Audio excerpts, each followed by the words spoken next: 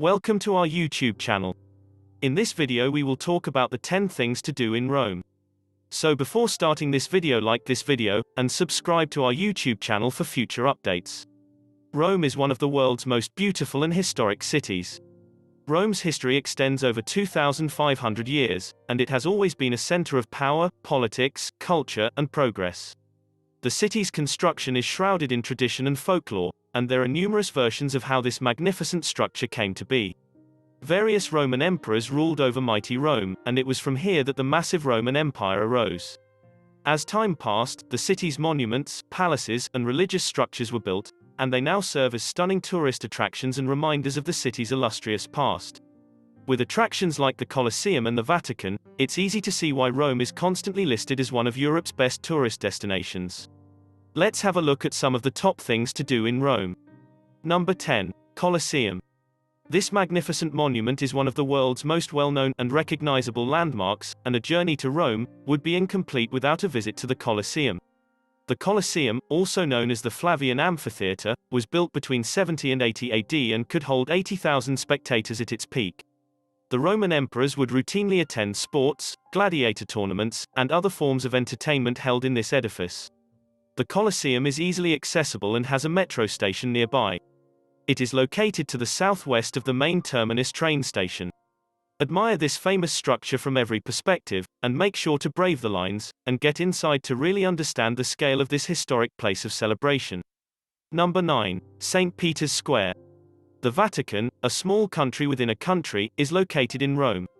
This autonomous state is one of the world's most important religious locations, and St. Peter's Square is a legendary location where many historic events have occurred. The square, which is located at the front of the Vatican State, is actually round, and is framed by two massive colonnades. Exquisite statues of various holy luminaries and previous popes stand atop these columns. An towering obelisk stands in the center, which was taken from Nero's circus and seems Egyptian rather than Roman. The landmark St. Peter's Basilica stands at the far end of the plaza, and a set of seats is generally put up in front of it for papal festivities. Take in the scale of the square, observe the masses hoping to catch a view of the Pope, and use this as a jumping-off place for exploring the Vatican. Number 8. Trastavere. This historic district of Rome is regarded as one of the few spots in the city where you may witness actual Roman life and get a true sense of the city and its inhabitants. Trastavere is the 13th rione of Rome, located west of the Tiber River and full of narrow cobblestone alleyways and character. The winding streets are lined with historic homes, as well as numerous taverns, restaurants, cafes, and bars. It's pretty uncommon to witness people yelling to each other, from building to building as they hang their laundry between the streets. This is Rome in its purest and most straightforward form. Number 7. The Pantheon. The magnificent Pantheon is one of Rome's most recognized sites, and one of the best preserved ancient Roman buildings in the world. The current structure, which was built in 118 AD, by Emperor Hadrian on the site of an older temple commissioned by Agrippa, was actually built on the site of an earlier temple. A rectangular porch with enormous columns and a memorial to Agrippa on the triangular pediment can be found at the front of the structure. The interior includes a spectacular dome with a succession of stone designs and a central coffer that lets light in. The Pantheon, which is located in the heart of Rome on the Piazza della Rotonda, is another must-see attraction. Number 6. Trevi Fountain. There are few other fountains in the world that are as ornately sculpted and adorned as the Trevi Fountain. The fountain was built in 1762 by Nicola Salvi to honor the Roman god Oceanus, who is seen riding his chariot drawn by tritons and taming many hippocamps. The statues are exquisitely detailed, and the entire facade and fountain are a magnificent piece of art. Throwing pennies into the sea over your shoulder for good luck has become a tradition, albeit doing so in the midst of hundreds of other tourists may prove tough. This fountain, which is adjacent to the Pantheon and the Quirinale Palace, should not be missed while traveling through Rome's streets. Number 5. Spanish Steps.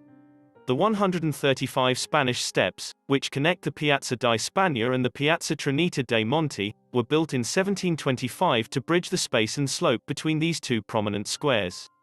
Each of the 135 stairs is framed by stone walls and has a wide stone ledge. A massive crucifix obelisk and numerous inscriptions etched into the stone can be found at the top of the steps. The Piazza di Spagna, at the bottom of the steps, is large and has a variety of stores and cafes. Alternatively, the Trinita dei Monti Church, which is a good attraction in itself, is located at the top of the stairs. Number 4. Roman Forum. The Roman Forum is an archaeological site that comprises of various ruins that were once the center of Roman public and political life. It is possibly one of the most important Roman ruins in Italy. The temples of Saturn, Titus, and Vesta, as well as the Arch of Severus, existed here together with other temples, squares, and arches. Many of these constructions are still standing today, and parts of the arches, building foundations, and walls may still be seen. The Roman Forum, which is close to the Colosseum and the Altar of the Fatherland, is an important destination to visit. Tickets for both the Forum and the Colosseum may be purchased, and it is recommended that you leave enough time to adequately explore the ruins and learn about the history of this location. Number 3. Sistine Chapel. The Sistine Chapel, which is part of the Vatican Museum complex, is one of the most recognized religious chapels in the world, with a staggering level of detail and iconography. The Sistine Chapel, located in the Apostolic Palace in Vatican City, was completely reconstructed in the 1400s, and is the site of the papal conclave. It is here that a new pope is chosen. The Last Judgment painting by Michelangelo, and the ceiling artwork are among the highlights of the Sistine Chapel's enormous and intricate embellishments. These two beautiful works of art are often regarded as among the most influential and significant in religious history. Make sure you set aside plenty of time to marvel at this magnificent structure and the wonders it houses. Number 2. Vatican Museums.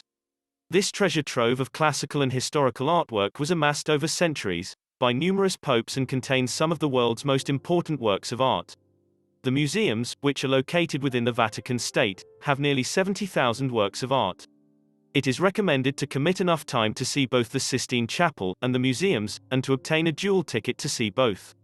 The museums are divided into numerous divisions, including the Museo Pio Clementino, the Museum Chiaramonti, the Museo Gregoriano Etrusco, and the Museo Gregoriano Egiziano, each with its own collection of artworks and topics. Raphael's Transfiguration, Caravaggio's Entombment of Christ, and the stunning map exhibit are among the highlights. Number 1. Piazza Navona. The Piazza Navona was erected in the 15th century on the site of Domitian's Stadium, and has remained a renowned tourist attraction ever since. The square is a fantastic site to visit while going through the city center, as it is adjacent to the Pantheon and the Trevi Fountain.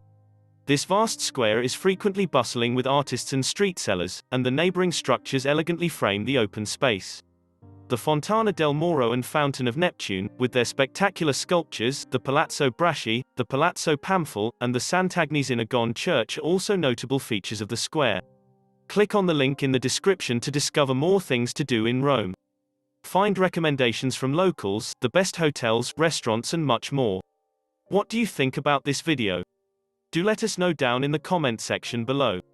If you enjoyed this video and want to hear from us again, be sure to hit that subscribe button before you go.